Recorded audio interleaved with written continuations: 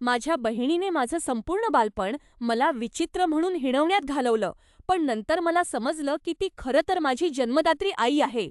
लहानपणी तिचा तिरस्कार सतत असायचा. मला वाटलं की कदाचित मी चुकीचं मूल आहे किंवा कदाचित माझ्या जन्मामुळे तिचं कॉलेज शिक्षण राहून गेलं असेल. पण तो फक्त तिरस्कार नव्हता, तर तो एक प्रकारचा उग्रपणा होता. जेव्हा मी 7 वर्षांची होते तेव्हा ती मला ढकलून लागायची आणि तिथून निघून जाण्यासाठी माझ्यावर ओरडायची. ती मला सांगायची की या कुटुंबाला माझी गरज नाही आणि मी एक घृणास्पद विचित्र मुलगी आहे. तिने तर माझ्या इतर भावंडांनाही पटवून देण्याचा प्रयत्न केला की त्यांनी मला घराबाहेर काढून दरवाजा लॉक करावा, जेणेकरून मी घर सोडून पळून जाईन. शेवटी माझ्या आई-वडिलांनी, जे खरं तर माझे आजी-आजोबा आहेत, दम दिला आणि तिच्याशी असलेले सर्व संबंध तोडले. पण तिचा तिरस्कार संपला नाही. अनेक वर्षे मी मोठ्यांना कुजबुजताना ऐकले की ती अजूनही माझा किती तिरस्कार करते. पण कोणीही कधीच उल्लेख केला नाही की ती माझी जन्मदात्री आई आहे. आणि मग मला सत्य समजलं.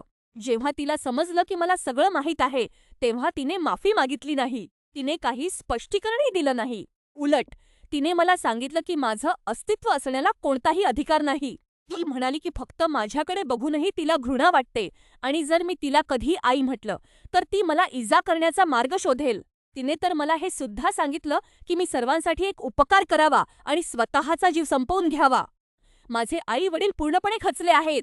त्यांना मला कधीतरी सत्य सांगायचे होते, पण ज्या व्यक्तीने मला जन्म दिला, त्याच व्यक्तीकडून इतका तिरस्कार मिळाल्यावर मी कशी प्रतिक्रिया देईन या भीतीपोटी त्यांनी हे गुपित ठेवले होते.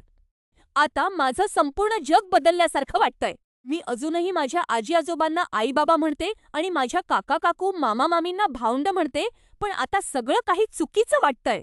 या गुपितामुळे मी माझ्या आई-वडिलांवर रागावली नाहीये. मी फक्त हरवलेली आहे.